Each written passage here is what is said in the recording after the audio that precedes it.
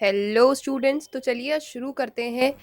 जो हमने लक्ष्मीकांत का कंटेंट सीरीज़ एक स्टार्ट करी थी, इससे पहले भी मैं वीडियोस दो अपलोड कर चुकी हूँ, जिसके अंदर एक में हमने कॉन्स्टिट्यूशनलिज्म को समझा था और कॉन्स्टिट्यूशन के बेसिक फीचर्स को कवर करा था। ठीक है, उसके बाद कॉन्स्टिट्यूशनल मोरालिटी को भी देखा था, किसने क्या दिया है। उसके बाद उससे पहले मैं हिस्टोरिकल अंडरपिनिंग की एक और वीडियो अपलोड कर चुकी थी, जिसमें पार्ट 1 मैंने कवर करा था, जो ब्रिटिश ईस्ट इंडिया कंपनी के अंडर में किस तरीके से रूल हो रहा था, किस तरीके से गवर्नेंस चल रही थी। जो 1773 से लेकर 1858 की टाइमलाइन थी, वो हमने देखी थी।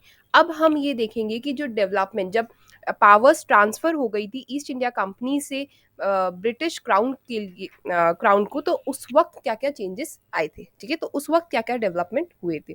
तो फर्स्ट हमारा जो एक्ट है, जो ब्रिटिश क्राउन ने पास करा था, वो है गवर्नमेंट ऑफ इंडिया एक्ट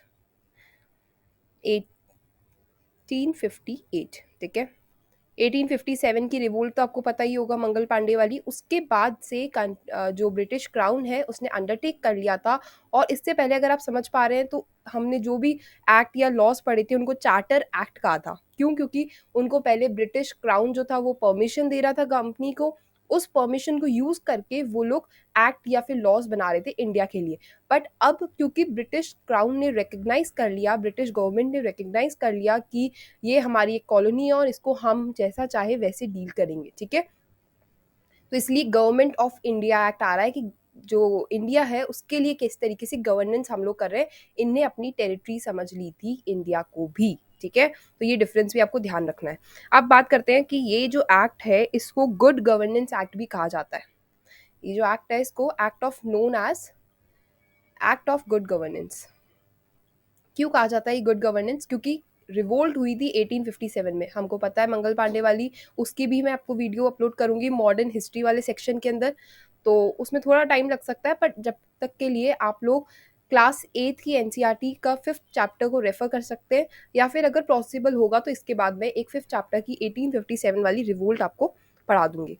फिर बात करते हैं, इसको एक्ट ऑफ गुड गवर्नेंस कहा गया था। सॉरी, यहाँ पे मिस्टेक हो गई। ठीक है, तो इसलिए कहा गया था क्योंकि 1857 में कंपनी संभाल नहीं पा रही थी, तो ब्रिटिश क्राउन को लगा कि उसको पावर्स को अच्छे से हैंडल करना होगा, वरना इंडिया के अंदर ऐसे ही रिवोल्ट्स होते रहेंगे।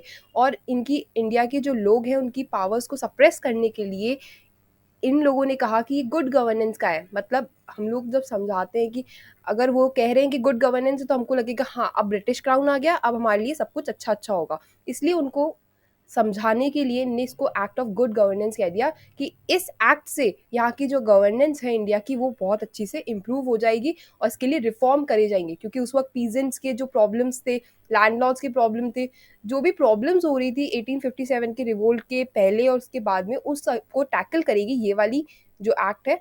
ये सब कह के उन लोगों ने भरोसा दिलाया था इंडिया के लोगों को। ठीक है, इसलिए इसको एक्ट ऑफ गुड गवर्नेंस कहा गया है। ठीक है, और इसके अंदर क्या होता है, rule of company ended.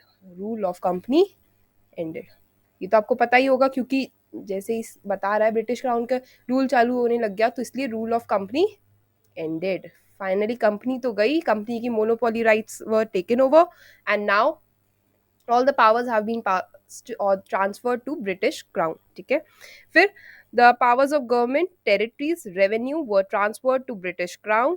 Ended the dual government. इससे पहले हम लोगों ने पढ़ा था जो एक्ट था कि डुअल गवर्नमेंट की स्टैब्लिशमेंट हो गई थी।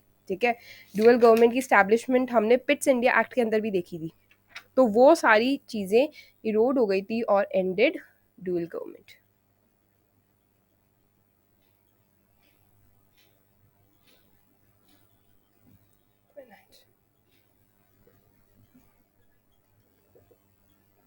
Double government. ओके, अब इसके बाद क्या हुआ था, ये सारी चीज़ें आप लोगों को ध्यान रखनी पड़ेगी, क्योंकि इस पे क्वेश्चंस बहुत आते हैं। आप ये मान लीजिए हर साल में 2 क्वेश्चन तो इसके ऊपर आते ही आते हैं, यूपीएससी में भी आते हैं। अगर आपके कॉलेज के एग्जाम्स हैं तो उसके अंदर भी पूरा कंटेंट आप लोगों के लिए रेलिवेंट है। तो इसको कंटेंट को अच्छे से याद करने के लिए आप समझोगे अच्छे से, तो याद भी जल्दी हो जाएगा। ठीक है, अगर एक बार में याद नहीं हो तो आप वीडियो को 1 से 2 बार देख सकते हैं। ठीक है, जिससे आपको अच्छे से समझ भी आ जाएगा और याद भी रहेगा। इसके अंदर डुअल गवर्नमेंट क्या थी, आपको मैंने बताया था, बोर्ड ऑफ डायरेक्टर्स और बोर्ड ऑफ कंट्रोल स्टैब्लिश हो गए थे, तो वो दोनों अबॉलिश हो गए। तो बोर्ड ऑफ कंट्रोल भी अबॉलिश हो गया और बोर्ड ऑफ डायरेक्टर, जो दो गवर्नमेंट के सिस्टम थे, बोर्ड ऑफ डायरेक्टर, वो भी अबॉलिश हो गया। ठीक है, चलिए अब बात करते हैं कि इसके अंदर और क्या लेके आए थे। तो new office of secretary of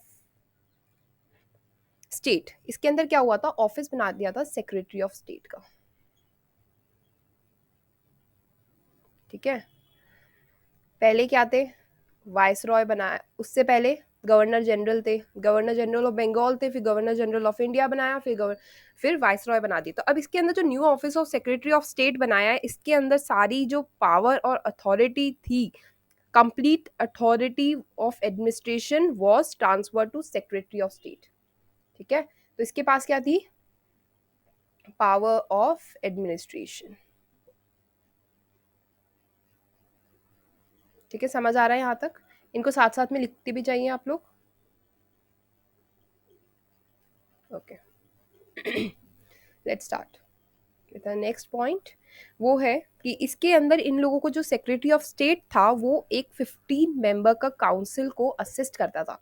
ये तो एक इंडिविजुअल पर्सन था, जैसे हमारे प्रेसिडेंट की जो हायर रैंक है, उसी तरीके से सेक्रेटरी ऑफ स्टेट की इंडिया के अंदर हाई रैंक थी। ठीक है, और इसके अंदर इनको 15 मेंबर की एक काउंसिल दी जाती थी, जिनको इनको हेड करना था। जैसे पीएम हेड करते हैं काउंसिल ऑफ मिनिस्टर्स को, उसी तरीके से पहले सेक्रेटरी ऑफ स्टेट की एक पोस्ट बनाई गई, नई पोस्ट बनाई, जो गवर्नमेंट ऑफ इंडिया एक्ट 1858 में आई। इसको गुड गवर्नेंस का नाम दिया गया और इसके अंदर 15 मेंबर की एक काउंसिल बना दी गई। ठीक है, एक एडवाइजरी बॉडी थी ये क्या थी, एक एडवाइजरी, मतलब ये एडवाइस दे सकती थी सेक्रेटरी ऑफ स्टेट को, उनको किस तरीके से एक्ट या फिर लॉ लेके आना है। ठीक है, नाउ इसके अंदर क्या हो गया था, सेंट्रलाइजेशन ऑफ एडमिनिस्ट्रेशन।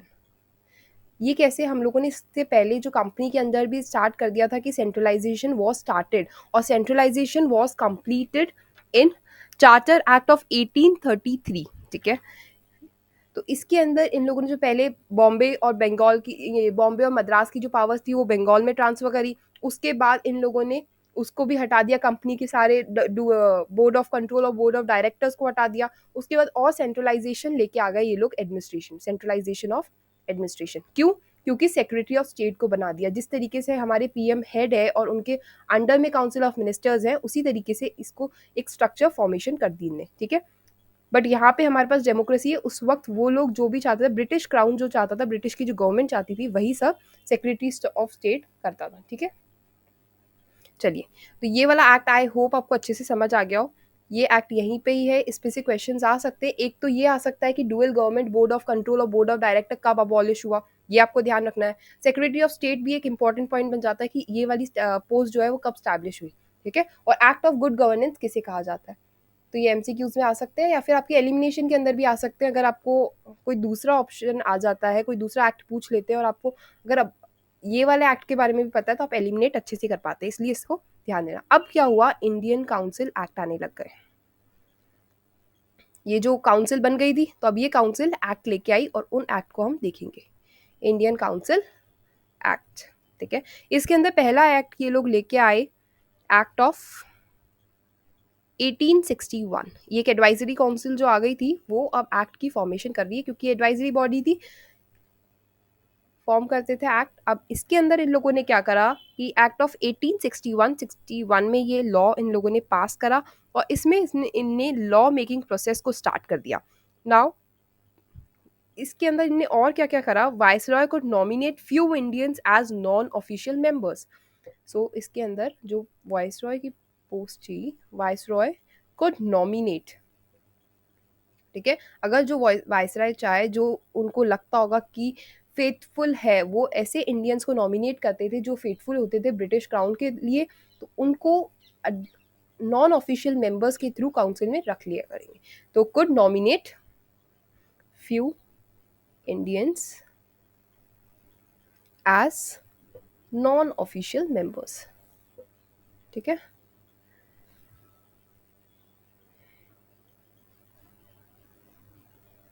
चलिए यहाँ तक समझ आ गया हमको। फिर इसके बाद आता है कि initiated the process of centralisation by restoring the powers of Bengal and Madras presidency. इन लोगों के अंदर क्या करा, इन लोगों ने वापस से पावर्स जो इन्हें बंगाल और मद्रास से ली थी, तो डिसेंट्रलाइजेशन थोड़ा बहुत स्टार्ट कर दिया। क्योंकि उस वक्त भी लोगों में एजिटेशन था कि सारी पावर्स वहीं से आ रही है, उनके पास कोई भी पावर नहीं है। तो इनने डिसेंट्रलाइजेशन स्टार्ट करा था वापस से, और उसके अंदर इन लोगों ने रीस्टोर कर दिया था। डिसेंट्रलाइजेशन वो स्टार्टेड, उसके अंदर क्या करा था इन लोगों ने, restore the powers to Madras and Bombay presidency. ठीक है, मैं आप लोगों के लिए समझाने के साथ साथ लिख भी इसलिए रही हूँ जिससे आपको इजीली लिख भी पाए इन लोगों को, तो ये नोट्स आपको बाद में बहुत हेल्पफुल रहेंगे। ठीक है, और ये पूरे लक्ष्मीकांत से ही लिए हुए नोट्स हैं, आप इनको एक बार लक्ष्मीकांत जो पढ़ रहे हैं वो भी देख सकते हैं पढ़ के, बट ये मैंने आपके लिए शॉर्ट वे में इजीली समझ आने वाले वे में कंप्राइज कर दिया। ठीक है, तो restore the powers to Madras and Bombay presidency. चलिए अब बात करते हैं कि इसके अंदर और क्या लेके आए ये लोग। Gave recognition to portfolio system, portfolio system भी आ गया था। ठीक है, तो ये आ सकता है क्वेश्चन कि पोर्टफोलियो सिस्टम कब आया था। तो वो पोर्टफोलियो सिस्टम 1861 में आया था, और कौन लेके आया था, बाय लॉर्ड कैनिंग।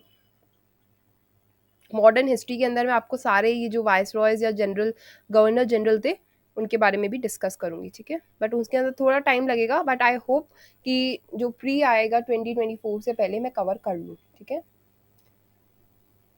चलिए अगर आपको ये लेक्चर समझ आ रहे हैं तो प्लीज़ लोगों को और आपके फ्रेंड्स को भी आप शेयर कर सकते हैं और लाइक कर दीजिएगा, जिससे मुझे मोटिवेशन मिलते रहे, जिससे मैं आपके लिए रेगुलर बेसिस पे वीडियोस अपलोड करती रहूँ। फिर बात करते हैं कि इसके अंदर एक तो पोर्टफोलियो सिस्टम आ गया, रीस्टोरिंग डिसेंट्रलाइजेशन हो गया, रीस्टोर कर दी पावर्स को, नॉमिनेट कर दिया फ्यू इंडियंस को एज नॉन ऑफिशियल मेंबर्स। फिर इसके अंदर वाइस रॉय को ऑर्डिनेंस पावर दे दी, ये बहुत इंपॉर्टेंट है। Viceroy was given power of ordinance. ये क्वेश्चन काफी बार आया हुआ है कि वॉइसरॉय को कब पावर दी गई थी टू इशू ऑर्डिनेंस। जो ऑर्डिनेंस सिस्टम आज भी चल रहा है, प्रेसिडेंट ऑर्डिनेंस निकाल सकता है जब भी हमारा जो लोकसभा या राज्यसभा, हमारा जो पार्लियामेंट इन सेशन नहीं होता है, तब ऑर्डिनेंस निकाले जाते हैं जो इमरजेंसी लॉज के रूप में जाने जाते हैं। तो इसलिए viceroy was given power to issue ordinance. चलिए ये चीज़ें हो गई, ये भी हमने समझ लिया। अब आता है इस एक्ट के अंदर बस इतना ही था, दो तीन चीज़ें इसमें आपको ध्यान ध्यान रखनी है कि पहले तो एक काउंसिल बना दी थी इन लोगों ने जो लास्ट एक्ट में, गवर्नमेंट ऑफ इंडिया एक्ट में। फिर उसके बाद इन लोगों ने नॉमिनेट करना स्टार्ट कर दिया था नॉन ऑफिशियल मेंबर्स को, डिसेंट्रलाइजेशन थोड़ा बहुत स्टार्ट हो चुका था, पोर्टफोलियो सिस्टम हो गया था, वाइसरॉय को पावर दे दी ऑर्डिनेंस की। ऑर्डिनेंस वाला ज़्यादा इंपॉर्टेंट पार्ट है। इसके बाद कवर करते हैं नेक्स्ट जो एक्ट काउंसिल लेके आई थी, जिसे कहा जाता है एक्ट ऑफ 1892। ठीक है, तो नेक्स्ट एक्ट है हमारा एक्ट ऑफ 1892। इस एक्ट के अंदर क्या हुआ था, इस एक्ट के अंदर इन लोगों ने जो नंबर थे नॉन ऑफिशियल मेंबर्स के, क्या करा था, number of non official members increased.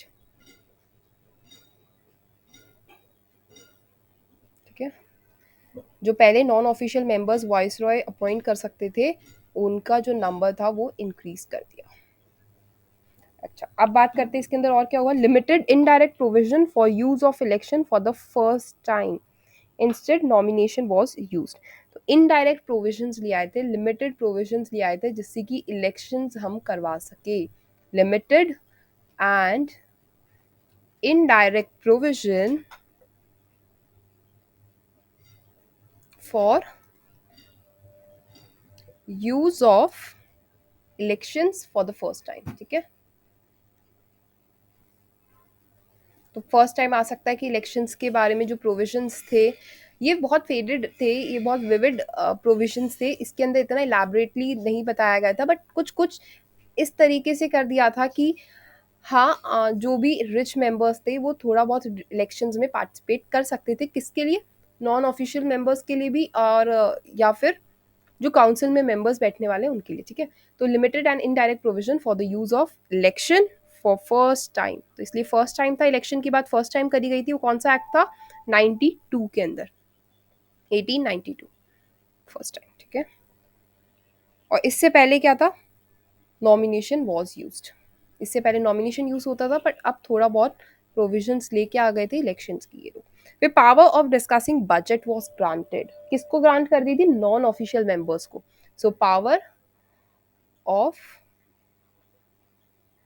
Discussing budget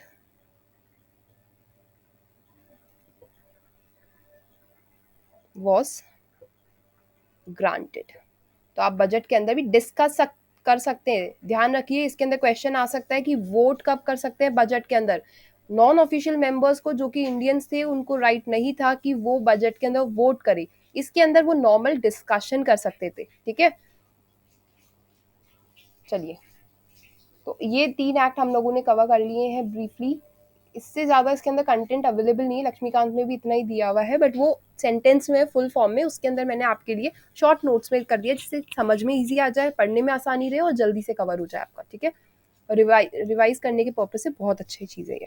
फिर बात करते हैं एक्ट ऑफ 1909, जिसको आप सब ने पढ़ा होगा कहीं ना कहीं। इसको कहते हैं मॉर्ले मिंटो रिफॉर्म। ये काफ़ी इंपॉर्टेंट है। 3 लॉज जो अब आएंगे, Morley Minto reform, Montagu Chelmsford, इन पे काफ़ी क्वेश्चंस आए हैं। प्लीज़ इनको ध्यान से रखिए, याद रखिएगा। ठीक है, पहले वाले जो लॉज हैं उनके जो इंपॉर्टेंट मैंने आपको पार्ट बताए हैं वो सभी आप ध्यान रख सकते हैं। ठीक है, चलिए अब बात करते हैं ये 1909 जो मॉर्ले मिंटो रिफॉर्म है, उसके अंदर क्या हुआ था? जो लेजिस्लेटिव काउंसिल थी, मैंने आपको बताया था लेजिस्लेटिव काउंसिल की फॉर्मेशन हो गई थी 1861 में। तो नहीं, सॉरी, इससे भी पहले 1858 में हो चुकी थी वो। तो उसके अंदर इन लोगों ने क्या करा था? Number of seats of legislative council, LSLC लिख रही हूं मैं, वॉज इंक्रीज्ड। ठीक है, फिर इन लोगों ने क्या कहा था? Retained official majority, official majority in लोगों ने इंक्रीज कर दी थी।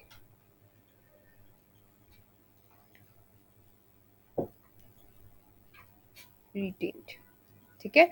इसके अंदर मतलब इन लोगों ने नंबर तो इंक्रीज कर दिए थे लेजिस्लेटिव काउंसिल में, बट जो इनके ब्रिटिश क्राउन के जो लोग थे, ब्रिटिशर्स जो थे, उनकी मेजोरिटी ही थी अभी भी। जैसे अगर इनके नंबर इन लोगों ने 15 से 30 कर दिए थे, तो भी 70 जो थे वो ब्रिटिश के थे। एक एग्जाम्पल के तौर पे आप समझ सकते हैं। ठीक है, फिर बात करते हैं number of legislative council were given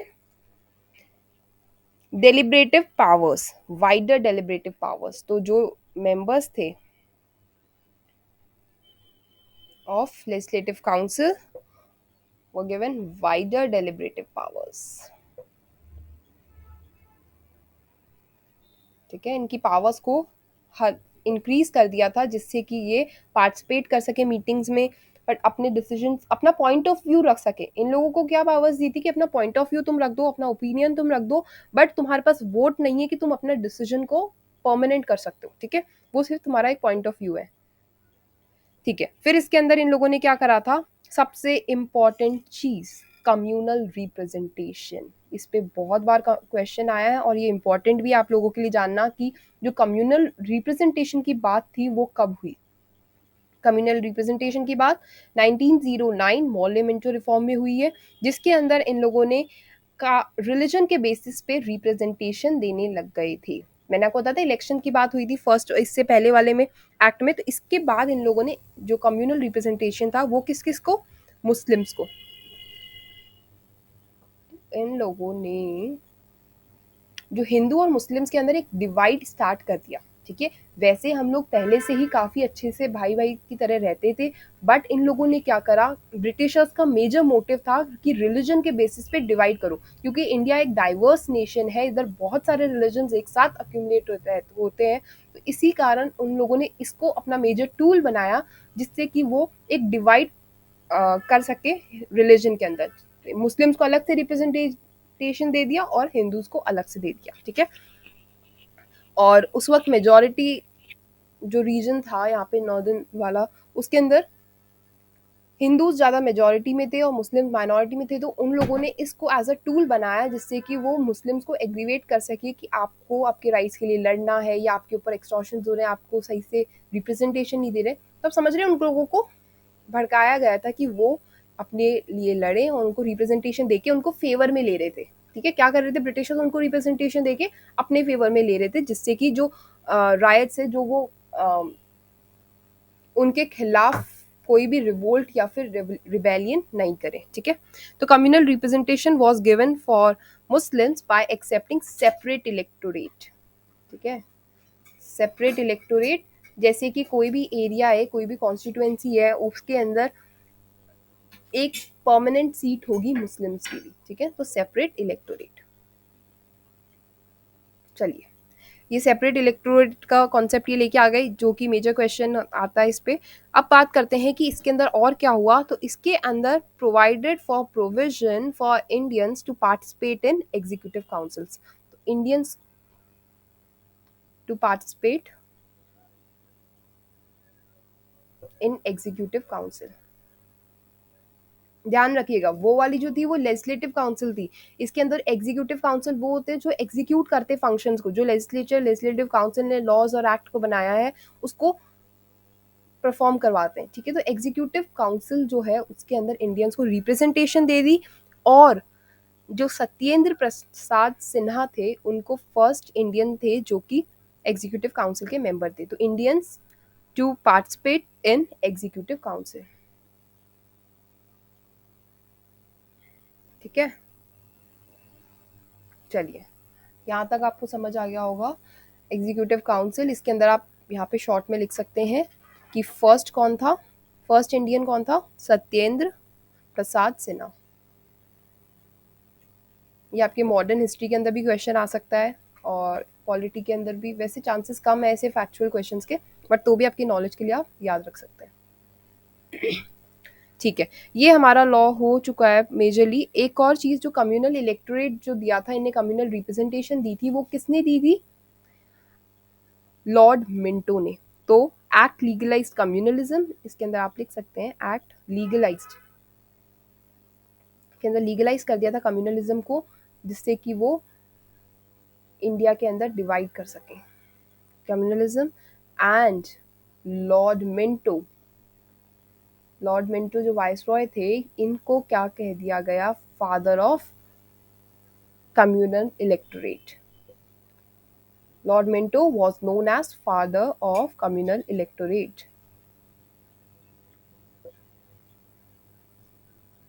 ठीक है। चलिए, तो ये इस एक्ट के अंदर यही तक ही था। अब नेक्स्ट एक्ट हम देखेंगे, ये मेजर एक्ट था, इसको आपको पूरा अच्छे से याद करना ही पड़ेगा। अब उसके बाद आता है नेक्स्ट एक्ट जो है अपना गवर्नमेंट ऑफ इंडिया एक्ट 1919, ठीक है। इससे पहले तक आप लोग देख रहे हैं एक्ट ऑफ 1909 ये, अब इसके अंदर गवर्नमेंट ऑफ इंडिया एक्ट है 1999 का। ठीक 10 साल बाद एक और एक्ट आता है जिसको कहा जाता है मॉन्टेग्यू चेम्सफोर्ड,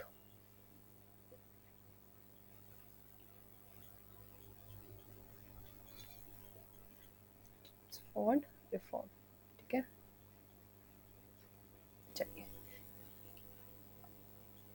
ठीक है, यहाँ तक हम लोगों ने देख लिया है। अब मॉन्टेग्यू चेम्सफोर्ड रिफॉर्म के अंदर क्या हुआ था, एक बेसिक चीज जो आप लोगों को पता भी होगी कि कम्युनल जो रिप्रेजेंटेशन था वो और भी एंग्लो इंडियंस और क्रिश्चियन में एक्सटेंड कर दिया था, ठीक है। तो इसके अंदर सेंट्रल जो कंट्रोल था, relaxation of central control by demarcating central and provincial subjects, demarcation of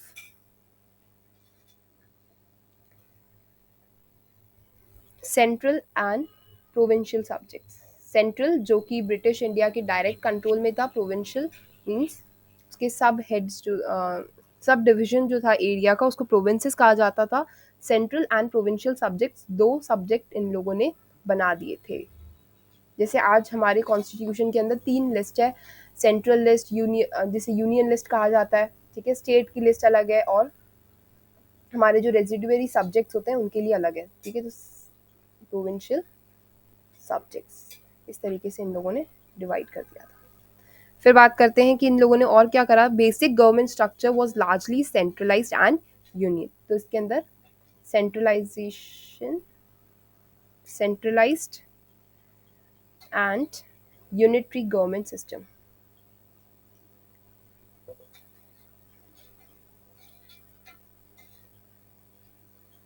ठीक है। तो ये दो चीजें हो गई। उसके बाद इन लोगों ने एक और चीज करी, dyarchy was introduced at the level of provinces. Provinces के अंदर डायरकी क्या होता है, टू, डाई मतलब two and archy means governance. तो जो प्रोविंसेस पे भी, प्रोविंशियल लेवल पे भी टू सब्जेक्ट्स इन लोगों ने इंट्रोड्यूस कर दिए थे। तो dyarchy was introduced at provincial level.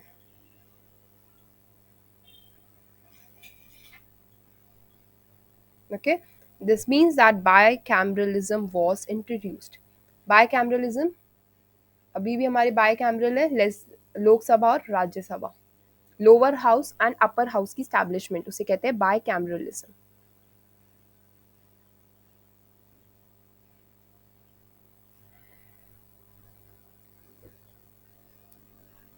ठीक है, यहाँ तक क्लियर है आप लोगों को। उसके बाद नेक्स्ट इन लोगों ने क्या करा था, डायरेक्ट इलेक्शंस को इंट्रोड्यूस कर दिया था, डायरेक्ट इलेक्शंस को।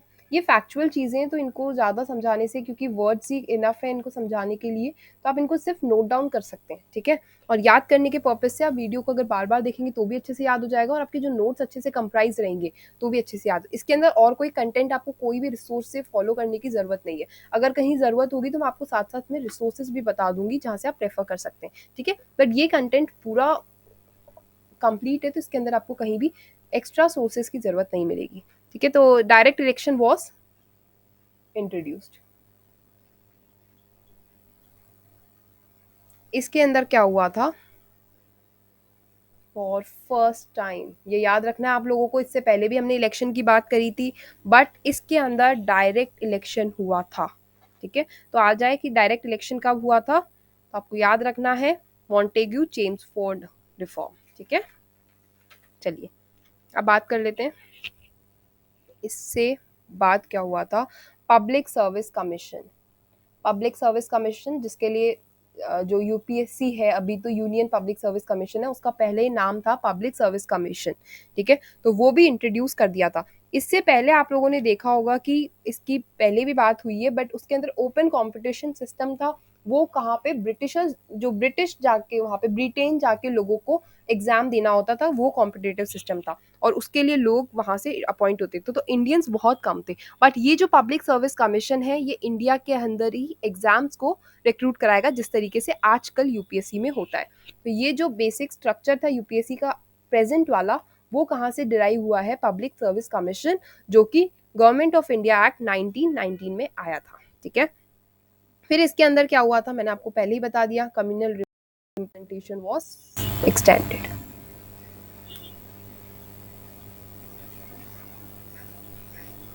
रिप्रेजेंटेशन वाज एक्सटेंडेड, ठीक है।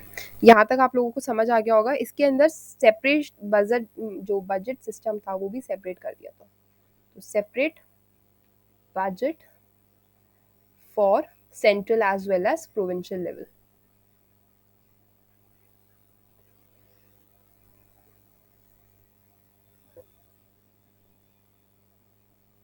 ठीक है। चलिए, extended the principles of communal representation, ये हो ही गया है हमारा। डायरेक्ट इलेक्शंस वाली बात भी आपको समझ आ गई होगी, बाइकैमरलिज्म आपको आ गया होगा, डायर की, ये सब आपको ऑन नोट्स, आपके ऑन टिप्स होने चाहिए ये सारी चीज़ें, ठीक है।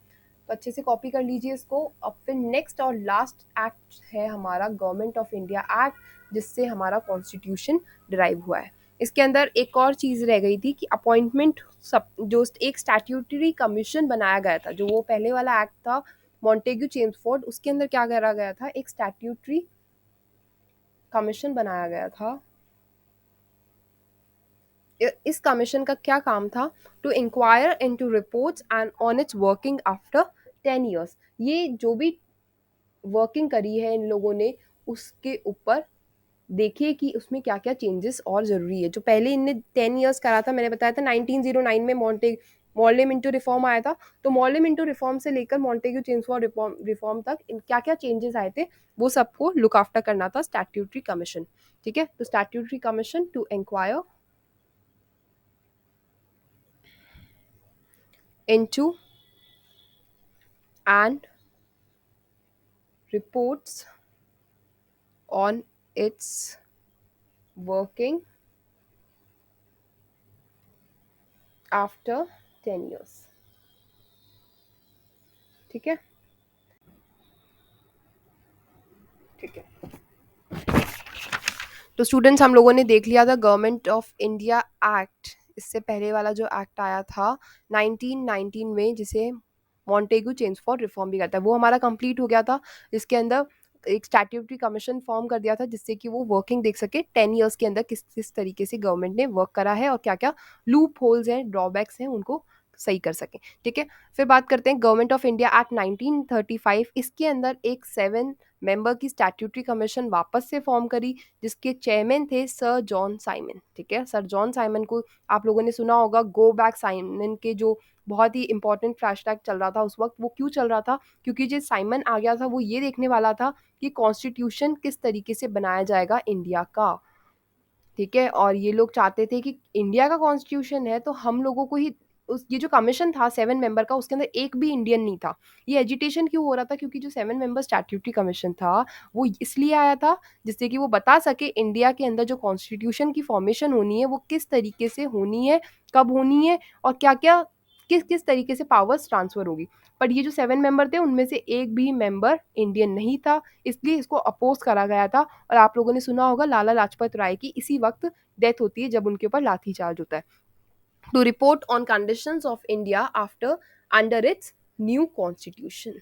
ठीक है, इनको रिपोर्ट सबमिट करनी थी जिससे कि वो बता पाए इंडिया के नए कॉन्स्टिट्यूशन के बारे में, फॉर्मेशन किस तरीके से होनी है। क्योंकि इस वक्त तक लोग अपने जो लीडर्स थे उन लोगों ने डिमांड स्टार्ट कर दी थी कि हमको एक नया कॉन्स्टिट्यूशन चाहिए। ठीक है, तो ये हो गया इसका मेजर फीचर। इसके अंदर क्या था? Important role to play in framing constitution.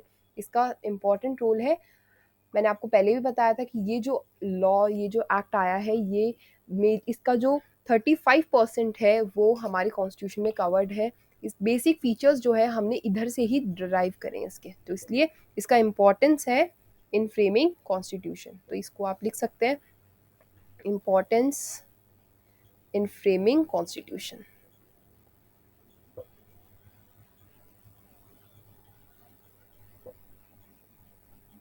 यहाँ के जो प्रोमिनेंट फीचर्स इस वक्त जो डिसाइड हुए थे वही हमारे बाद में जो कॉन्स्टिट्यूशन की फॉर्मेशन हुई थी उसके अंदर इम्बाइब किए गए थे। ठीक है, इंपॉर्टेंस इन फ्रेमिंग कॉन्स्टिट्यूशन। फिर इसके प्रोमिनेंट फीचर्स क्या थे? एक तो फीचर्स इसके अच्छे से कर लेते हैं क्योंकि इसके फीचर्स इंपॉर्टेंट है, इसलिए इसके फीचर्स आपको पता होने चाहिए। प्रोमिनेंट फीचर्स थे इसके, establishment of all India federation consisting of provinces and princely state. दो फेडरेशन मतलब इंडिया एक फेडरल स्टेट होगा, ये भी डिसाइड हो चुका था। तो स्टैब्लिशमेंट ऑफ, तो प्रिंसली स्टेट्स को, अब जो प्रोविंसेस थे इनको क्लब करना चाहते थे ये, इसलिए इनने all India federation, all India federation एक यूनिट बनाई जिसके अंदर इन लोगों ने कहा कि हम प्रोविंसेस जो भी हैं, जो ऑटोनॉम, जो ऑटोमेटिकली प्रोविंसेस है, गवर्नर प्रोविंसेस हैं, उनको और प्रिंसली स्टेट्स को एक साथ क्लब करना चाहते हैं। तो ऑल इंडिया फेडरेशन,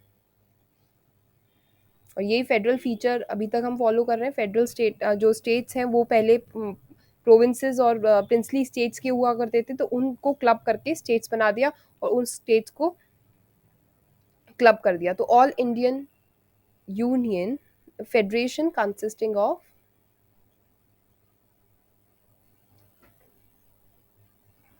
प्रोविंसेस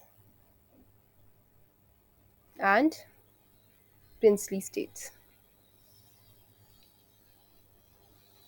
ठीक है, चलिए यहाँ तक क्लियर हो गया। अब बात करते हैं इसका नेक्स्ट फीचर क्या था, अबॉलिश डायरकी। इससे पहले मैंने आप लोगों को पढ़ाया था कि डायरकी की स्टैब्लिशमेंट हो चुकी थी। उस डायरकी की जो स्टैब्लिशमेंट थी उसको इन लोगों ने कर दिया। डायरकी कब इंट्रोड्यूस हुई थी? मॉन्टेग्यू चेम्सफोर्ड में 1919 में। तो इसको अबॉलिश कर दिया डायरकी एंड इंट्रोड्यूस कर दिया प्रोविंशियल ऑटोनॉमी।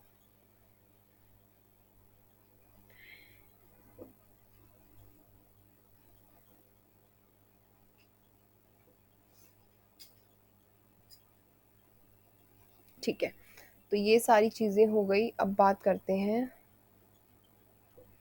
कि इसके अंदर federal subjects were divided into reserve subject and transferred subject. तो फेडरल जो सब्जेक्ट्स थे,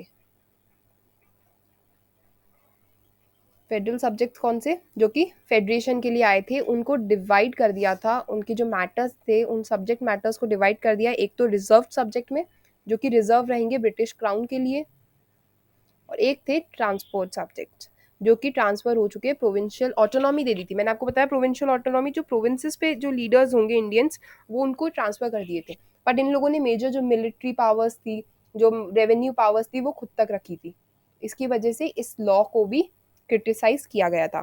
फिर इसके अंदर bicameralism was introduced in 6 out of 11 provinces.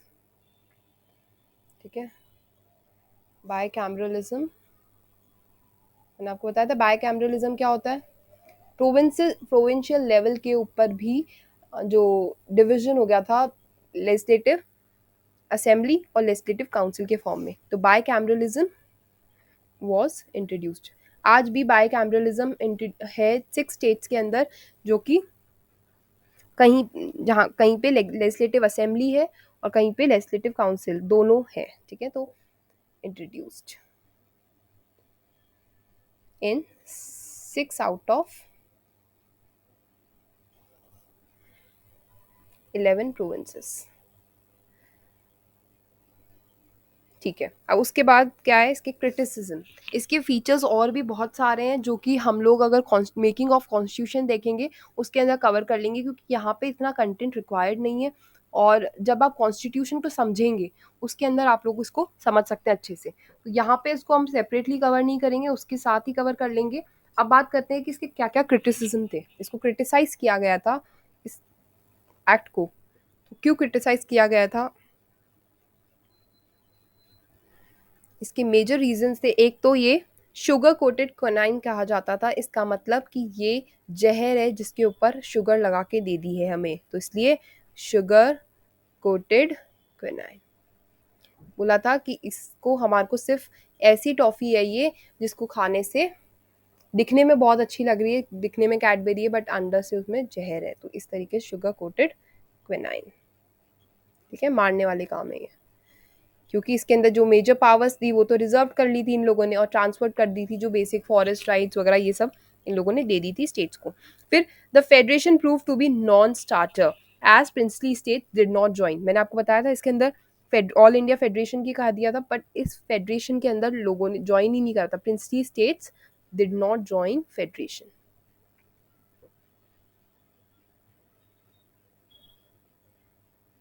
ठीक है, फिर ये एक्ट जो था इसने कंट्रोल ऑफ सेंट्रल गवर्नमेंट को रिटेन करा, जो सेंट्रल गवर्नमेंट थी उसका पावर्स जो प्रोविंसेस पे था उसको एज इट इज़ ही रखा, तो central government control over provinces retained. ठीक है, मतलब प्रोविंसेस अपनी मर्जी से अभी भी कुछ नहीं कर पा रही थी, सेंट्रल गवर्नमेंट उसको अभी भी रिस्ट्रिक्ट कर रहा था। ठीक है, अब बात करते हैं नेक्स्ट जो है लास्ट क्रिटिसिज्म इसका, legislative powers of central and provincial legislature were subject to various limitation, जो सेंट्रल और इसका रिजर्व सब्जेक्ट्स वगैरह के इसके मैंने आपको बताया था इसके ऊपर लिमिटेशंस थी, सेंट्रल एंड प्रोविंशियल लेजिस्लेचर